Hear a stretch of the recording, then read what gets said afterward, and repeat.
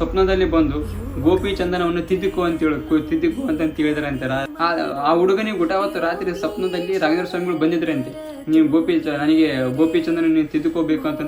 ಪೂರಣನೇ ರಾಘವೇಂದ್ರ ಪ್ರಭುವೇ. ಎಲ್ಲರೂ ಹೇಗಿದ್ದೀರಿ? ಎಲ್ಲರೂ ಚೆನ್ನಾಗಿದ್ದಾರೆ ಅಂತ ನಾನು ಕೂಡ ಭಾವಿಸ್ತೀನಿ. ನಾನು ಕೂಡ ತುಂಬಾನೇ ಚೆನ್ನಾಗಿದ್ದೀನಿ ನಮ್ಮ ರಾಯರ ಆಶೀರ್ವಾದದಿಂದ. ಅದೇ ರೀತಿ ನಮ್ಮ ಚಾನಲನ್ನು ವೀಕ್ಷಣೆ ಮಾಡುತ್ತಿರುವ ನಮ್ಮ ಎಲ್ಲರ ರಾಯರ ಭಕ್ತಾದಿಗಳಿಗೂ ಕೂಡ ನಮ್ಮ ರಾಯರು ಅನುಗ್ರಹ ಮಾಡಲಿ ಅಂತಂದು ನಾನು ಕೂಡ ರಾಯರ ಹತ್ರ ಬೇಡಿಕೊಳ್ತಾ ಇವತ್ತಿನ ವಿಡಿಯೋನ ಶುರು ಮಾಡ್ತಾ ಇದ್ದೀನಿ. ಅದಕ್ಕಿಂತ ಮೊದಲು ನಮ್ಮ ಚಾನಲನ್ನು ವೀಕ್ಷಣೆ ಮಾಡುತ್ತಿರುವ ನಿಮ್ಮೆಲ್ಲರಿಗೂ ಸಬ್ಸ್ಕ್ರೈಬ್ ಮಾಡಿ, ಶೇರ್ ಮಾಡಿ, ಲೈಕ್ ಮಾಡಿ ಅಂತ ಹೇಳುತ್ತಾ, ಯಾವಾಗಲೂ ರಾಯರಿಗೆ ಪ್ರತಿನಿತ್ಯ ರಾಯರ ಪೂಜೆಯನ್ನು ಮಾಡ್ತಾ ಇರ್ತೀರ. ಗುರುವಾರ ದಿನ ಮಾತ್ರ ಬಹಳ ಪೂಜೆಯನ್ನು ಭಕ್ತಿಯಿಂದ ಮಾಡ್ತಾ ಇರ್ತೀರ. ಆದರೆ ನಿಮ್ಮ ಮನಸ್ಸಿನಲ್ಲಿ ಏನಿದೆ, ನೀವು ಒಂದು ಸಂಕಲ್ಪ, ನೀವು ಪೂಜೆ ಮಾಡ್ತಿರ್ಬೇಕಂದ್ರೆ ಒಂದು ಸುಮ್ಮನೆ ಒಂದು ಕಾರಣಕ್ಕೆ ಮಾಡ್ತಿರೋದು. ನಿಮ್ಮ ಮನಸ್ಸಿನಲ್ಲಿ ಒಂದು ಸಂಕಲ್ಪವನ್ನು ಇಟ್ಕೊಂಡಿರ್ತಾರೆ, ನೀವು ನಮಗೆ ಈ ಕಷ್ಟಗಳು ಬಂದಿದೆ ರಾಯರೇ, ನಮಗೆ ಈ ಕಷ್ಟದಿಂದ ನಮಗೆ ಮುಕ್ತಿಯನ್ನು ಕೊಡಿಸಿ ರಾಯರೇ ಅಂತಂತೇಳಿ ನೀವು ಒಂದು ಪರಿಹಾರಕ್ಕಾಗಿ ಅನುಗ್ರಹವನ್ನು ನೀವು ಪಡೆದುಕೊಳ್ಳೋದಕ್ಕೆ ನೀವು ರಾಯರ ವ್ರತವನ್ನು, ರಾಯರ ಪೂಜೆಯನ್ನು ಬಹಳ ನಿಷ್ಠೆ ಭಕ್ತಿಯಿಂದ ಮಾಡ್ತಾ ಇರ್ತೀರ. ಆದರೆ ಯಾವುದೇ ಫಲಗಳು ಸಿಗ್ತಾನೆ ಇರಲಿಲ್ಲ. ಅದೇ ರೀತಿ ಒಬ್ಬ ಹುಡುಗನಿಗೆ, ಬ್ರಾಹ್ಮಣನ ಹುಡುಗನಿಗೆ ಭಾಳ ನಿಷ್ಠೆಯಿಂದ, ಭಾಳ ಭಕ್ತಿಯಿಂದ, ಭಾಳ ತನ್ನ ರಾಯರ ಪ್ರೀತಿಯಿಂದ ಪ್ರತಿನಿತ್ಯ ದಿನ ಪೂಜೆ ಮಾಡ್ತಾ ಇರ್ತಾನೆ ಹುಡುಗ. ರಾಯರಿಗೆ ಸೇವೆ ಮಾಡೋದು, ರಾಯರಿಗೆ ವ್ರತವನ್ನು ಮಾಡೋದು ಪ್ರತಿ ದಿನಗಳ ಕಾಲ. ಅದೇ ರೀತಿ 11 ದಿನಗಳು 48 ದಿನಗಳು ಕಾಲ ಪ್ರತಿದಿನಗಳು ಪೂಜೆ ಮಾಡ್ತಾ ಹೋಗ್ತೇನೆ. ನನ್ನ ಸಂಕಷ್ಟವನ್ನು ರಾಯರು ಈಡೇರಿಸ್ತಾರೆ, ನನ್ನ ಕಷ್ಟಗಳನ್ನು ರಾಯರು ಈಡೇರಿಸ್ತಾರೆ, ನನಗೆ ರಾಯರು ಅನುಗ್ರಹ ಮಾಡಿದ್ದಾರೆ ಅಂತ ಪ್ರತಿನಿತ್ಯ ಅನುಭವಿಸ್ತಾ ಹುಡುಗ ಪ್ರತಿನಿತ್ಯ ರಾಯರ ಸೇವೆಯನ್ನು, ಪೂಜೆಯನ್ನು ಮಾಡ್ತಾನೆ. ಅದೇ ರೀತಿ ರಾಯರು ಯಾವುದೇ ರೀತಿ ಆ ಹುಡುಗನಿಗೆ ಅನುಗ್ರಹ ಮಾಡುವುದಿಲ್ಲ.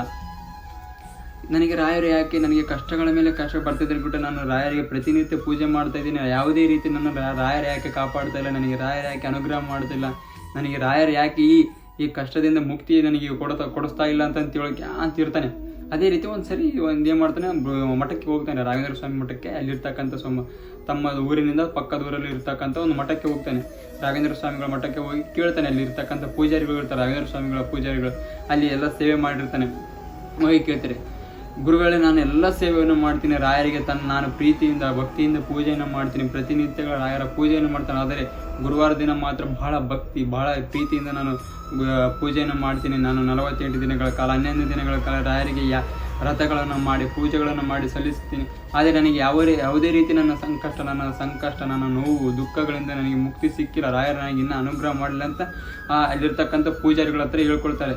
ಆ ಪೂಜಾರಿಗಳು ಹೇಳ್ತಾರೆ, ನೀನು ಬ್ರಾಹ್ಮಣನ ಅಂತ ಕೇಳಿದಾಗ ಹೌದು ಗುರುಗಳೇ ಅಂತಂತ ಹೇಳ್ತಾನೆ. ನೀನು ಗಾಯತ್ರಿ ಮಂತ್ರ ಹೇಳ್ತೀಯ ಅಂತ ಕೇಳಿದಾಗ ಅದು ಆ ಹುಡುಗ ಏನು ಮಾಡ್ತಿದ್ದೆ ಅಂದರೆ ಒಂದು ದಿನಕ್ಕೆ ಒಂದೇ ದಪ್ಪ ಹೇಳ್ತಿದ್ದಂತೆ. ಒಂದೇ ದಪ್ಪ ಹೇಳ್ತಿದ್ದಂತೆ. ಮತ್ತು ಇನ್ನೊಂದು ಗೋಪಿ ಚಂದನ ಯಾವ ರೀತಿ ಹಚ್ಕೊಳ್ಬೇಕಂತ ಅವ್ರು ಹೇಳ್ತಾರಂತೆ. ಅದೇ ರೀತಿ ಗೋಪಿ ಚಂದನ ಹಚ್ಕೊಳ್ತೀಯ ಅಂತ ಕೇಳ್ತಾರಂತೆ. ನೀನು ಗೋಪಿ ಚಂದನ ಹಚ್ಕೊಂಡಿದ್ದಂತೆ ಹುಡುಗ. ನಿನಗೆ ಯಾಕೆ ರಾಯರ ಸೇವೆ ಮಾಡ್ತಿಲ್ಲ ಅಂತೇಳಿ ಮರುದಿನ ಬರೋ ಕೇಳಿದ್ರಂತೆ. ಗುರುಗಳು ಪೂಜಾರಿಗಳು ಇರ್ತಾರಲ್ಲ, ರಾಯರ ಹತ್ರ ಬೇಡಿಕೊಡ್ತಂತೆ, ರಾಯರೇ ಈ ಹುಡುಗ ಎಲ್ಲ ಸೇವೆಯನ್ನು, ವ್ರತವನ್ನು ಎಲ್ಲ ಮಾಡಿದ್ದಾನೆ, ನೀವು ಯಾಕೆ ರಾಯರಿಗೆ ಆ ಹುಡುಗನಿಗೆ ಅನುಗ್ರಹ ಮಾಡಲಿಲ್ಲ ಅಂತ ಹೇಳಿದಾಗ ಆಗ ಸ್ವಪ್ನದಲ್ಲಿ ಪೂಜಾರಿಗಳ ಕನಸಲ್ಲಿ ಬರ್ತಾರಂತೆ ರಾಯರು. ಸ್ವಪ್ನದಲ್ಲಿ ಬಂದು ಗೋಪಿ ಚಂದನವನ್ನು ತಿದ್ದುಕೋ ಅಂತ ಹೇಳಿದ್ರಂತೆ ರಾಯರು. ನೋಡ್ರಿ, ನಮ್ಮ ರಾಯರು ಗೋಪಿ ಚಂದನವನ್ನು ತಿದ್ದುಕೋ ಅಂತ ಹೇಳಿದ್ರಂತೆ. ಎಲ್ಲವನ್ನು ಕಟ್ಟುನಿಟ್ಟಾಗಿ ಮಾಡಿದ್ದೇನೆ, ಬಟ್ ಅದನ್ನು ಮಾತ್ರ ಒಂದು ಮಿಸ್ ಮಾಡಿದ್ದೇನೆ, ಅದನ್ನು ಮಾತ್ರ ತಿದ್ದುಕೋ ಅಂತ ಹೇಳಿದ್ರಂತೆ. ಗೊತ್ತಾಗ್ಲಿಲ್ಲಂತೆ. ತಿದ್ದುಕೋ ಅಂತ ಹೇಳಿದ್ರಂತೆ. ಗೋಪಿ ಚಂದನ ಹೇಳಿಲ್ಲಂತೆ, ತಿದ್ದುಕೋ ಅಂತ ಹೇಳಿದ್ರಂತೆ ಸ್ವಪ್ನದಲ್ಲಿ.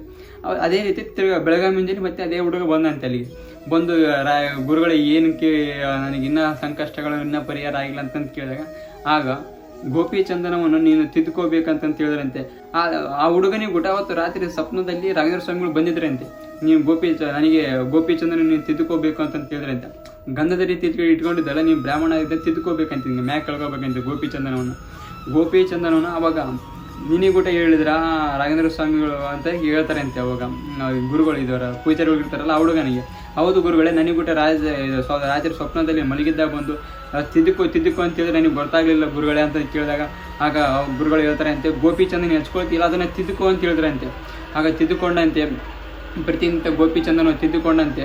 ಗೋಪಿ ಚಂದನ ಅಂತಂದರೆ ಭಾಳ ಶ್ರೇಷ್ಠವಾದ ಒಂದು ಗಂಧ ಅದು. ಯಾಕಂದರೆ ಶ್ರೀಕೃಷ್ಣ ಜಾಗದಲ್ಲಿ ನೆಲೆಸಿ ತಿರುಗಾಡಿರ್ತಕ್ಕಂಥ ಜಾಗದಿಂದ ಮಾಡಿರ್ತಕ್ಕಂಥ ಚಂದನೆ ಗೋಪಿ ಚಂದನ ಅಂತ ಕರೀತಾರೆ. ಆ ಗಂಧ ಭಾಳ ಶ್ರೇಷ್ಠವಾದ ಗೋಪಿ ಚಂದನ ಅದು. ಆದ್ದರಿಂದ ಅದಕ್ಕೆ ಆದಂಥ ತುಂಬನೇ ಒಂದು ಅತ್ಯಮೂಲ ವ್ಯಾಲ್ಯೂ ಇದೆ ಅದಕ್ಕೆ ಆದಂಥ. ಯಾವಾಗ ಗೋಪಿಚಂದನವನ್ನು ಹಚ್ಕೊಂಡು ತದನಂತರ ಕೆಲವೇ ವಾರಗಳಲ್ಲಿ ಆ ಹುಡುಗನಿಗೆ ಒಂದು ಜಾಬ್ ಆಯ್ತಂತೆ, ಭಾಳ ದುಡ್ಡುಗಳು ಕೂಡ ಹರಿದು ಬಂದುವಂತೆ, ಭಾಳ ಕೆಲಸಗಳು ಕೂಡ ಸಿಕ್ತಂತೆ, ಒಂದು ಜಾಬ್ ಆಗ್ತಂತೆ. ಮತ್ತೆ ರಾಯರ ಮಠಕ್ಕೆ ಓಡಿ ಬಂದಂತೆ, ಗುರುಗಳೇ ನನಗೆ ನನಗೆ ಈ ರೀತಿ ಜಾಬ್ ಆಗಿದೆ, ನನಗೆ ಈ ರೀತಿ ಕಷ್ಟಗಳೆಲ್ಲ ನನಗೆ ತೀರ್ತಾವಲ್ಲಿ, ನನಗೆ ಕಷ್ಟಗಳೆಲ್ಲ ಮುಕ್ತಿಯಿಂದ ಮುಕ್ತಿಯಿಂದ ಬರ್ತಾ ಇದ್ದೀನಿ ಅಂತ ಹೇಳಿದಾಗ ಆಗ ಗುರುಗಳಿಗೆ ಭಾಳ ಸಾಷ್ಟಾಂಗ ನಮಸ್ಕಾರ ಆಗಿಬಿಡ್ತಾನೆ ಅಂತೆ ಹುಡುಗ. ನೋಡಿ ನಮ್ಮ ರಾಯರು ಮಾತ್ರ ಯಾವುದೇ ಕಾರಣಕ್ಕೆ ಮಾತ್ರ ನೋಡಿ ಎಲ್ಲ ಭಕ್ತಿ ಪೂಜೆ ನಿಷ್ಠೆಯಿಂದ ಮಾಡಿರ್ತೀನಿ, ಬಟ್ ಗೋಪಿಚಂದನವನ್ನು ತಿದ್ದುಕೊಂಡಿರೋದಿಲ್ಲ. ಆದ್ದರಿಂದ ರಾಯರು ಆತನಿಗೆ ಒಂದು ಮುಕ್ತಿಯನ್ನು ಕೊಟ್ಟಿರೋದಿಲ್ಲ. ಯಾವಾಗ ರಾಯರು ಒಂದು ಸ್ವಪ್ನದಲ್ಲಿ ಬಂದು ತಿದ್ದುಕೊ ಅಂತ ಹೇಳಿದ್ರು ಆಗ ಆ ಕ್ಷಣೆ ಕೆಲವೇ ವಾರಗಳಲ್ಲಿ ಆತನಿಗೆ ಎಲ್ಲವನ್ನು ಮುಕ್ತಿಯಿಂದ ಹೊರಗಡೆ ಬರುವಂಗೆ ಮಾಡಿದರು ನಮ್ಮ ರಾಯರು. ನಮ್ಮ ರಾಯರು ಮಾತ್ರ ಭಾಳ ನಿಷ್ಠೆ ಭಕ್ತಿಯಿಂದ ಮಾಡಿದರೆ ಸ್ವಪ್ನದಲ್ಲಿ ಬಂದು ನೀನು ಏನು ತಪ್ಪು ಮಾಡಿದ್ವಿ ಅದನ್ನೆಲ್ಲ ತಿದ್ದಿ ಹೋಗ್ತಾರೆ. ನೀನು ಆ ರಾಯರು ಕೊಟ್ಟಿರ್ತಕ್ಕಂಥ ಮಾರ್ಗದಲ್ಲಿ ನೀನೇನು ನಡೆದು ಹೋದರೆ ಸಾಕು, ನೀನು ಯಾವುದೇ ಅಡ್ಡಗಾಲುಗಳು, ಯಾವುದೇ ನಿನಗೆ ತೊಂದರೆ ತಾಪತ್ರಗಳು ಬರುವುದಿಲ್ಲ. ಆ ರೀತಿ ನಿನ್ನನ್ನು ನೋಡ್ಕೊಂಡು ಹೋಗ್ತಾರೆ. ನೀನು ಯಾವುದೇ ರೀತಿ ಕೆಲಸ ಮಾಡಿಲ್ಲದ ಮನೆಗೆ ಕೂತ್ಕೊಂಡು ನನಗೆ ರಾಯರು ಏನು ಮಾಡ್ತಾಯಿಲ್ಲ ಅಂದರೆ ರಾಯರು ಏನೂ ಮಾಡ್ತಿಲ್ಲ. ನೀನು ನಿನ್ನ ಕೆಲಸದಲ್ಲಿ ಶ್ರದ್ಧೆ ಭಕ್ತಿಯಿಂದ ನೀನು ಮುನ್ನುಗ್ಗಿ ಹೋದರೆ ರಾಯರು ಯಾವುದೇ ರೀತಿ ಅಡ್ಡ ಬರಲಾರದಂಗೆ ನೋಡ್ಕೊಂಡು ಹೋಗ್ತಾರೆ ರಾಯರು. ಅದೇ ನೀನು ಯಾವುದೇ ರೀತಿ ಮನೇಲಿ ಕೂತ್ಕೊಂಡು ನನಗೆ ಏನು ಮಾಡ್ತಾಯಿಲ್ಲ, ನನಗೆ ರಾಯರು ಏನು ಮಾಡ್ತಾಯಿಲ್ಲ ಅಂದರೆ ಏನೂ ಮಾಡೋದಿಲ್ಲ ರಾಯರು.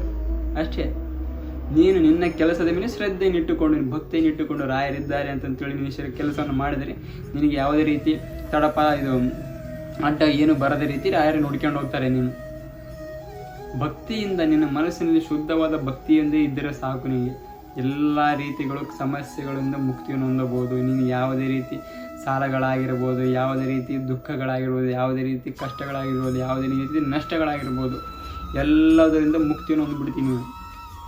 ಆದ್ದರಿಂದ ರಾಯರಿಗೆ ಭಕ್ತಿಯಿಂದ ಪೂಜೆಯನ್ನು ಮಾಡಿ, ಭಕ್ತಿಯಿಂದ ಸೇವೆಯನ್ನು ಮಾಡಿ, ಭಕ್ತಿಯಿಂದ ವ್ರತಗಳನ್ನು ಮಾಡಿ ರಾಯರು ಮಾತ್ರ ಯಾವುದೇ ಕಾರಣಕ್ಕೆ ಕೈ ಬಿಡುವಂಗೆ ರಾಯರು ಮೊದಲಿಗೆ ನಿಮ್ಮನ್ನು ಕೈ ಹಿಡ್ತಿರಲ್ಲ. ನಿಮ್ಮನ್ನು ಒಳ್ಳೆಯ ಕಾರಣಕ್ಕಾಗಿ ಕೈ ಹಿಡಿದಿರ್ತಾರೆ, ಯಾವುದೇ ಕಾರಣಕ್ಕೂ ಕೆಟ್ಟ ಕಾರಣಕ್ಕಲ್ಲ. ಒಳ್ಳೆಯ ನಿಮ್ಮನ್ನು ಪರಿಶುದ್ಧನಾಗಿಸಬೇಕು, ನಿಮ್ಮಲ್ಲಿ ಸಂತೋಷದಿಂದ ಇರಲು ರಾಯರು ಬಂದಿರ್ತಾರೆ. ನೀವು ಕಷ್ಟದಲ್ಲಿ ಇದ್ದಿದ್ದೇ ನೋಡಿ ರಾಯರು ಬರೋದು, ಎಲ್ಲರಿಗೆ ಬರೋದಿಲ್ಲ ರಾಯರು ಅಂತ ಹೇಳುತ್ತಾ ನಾನು ನನ್ನ ಇವತ್ತಿನ ವಿಡಿಯೋವನ್ನು ಕೊನೆ ಮಾಡ್ತಾ ಇದ್ದೇನೆ. ಎಲ್ಲರಿಗೂ ಧನ್ಯವಾದಗಳು. ಓಂ ಶ್ರೀ ಗುರು ರಾಘವೇಂದ್ರಾಯ ನಮಃ.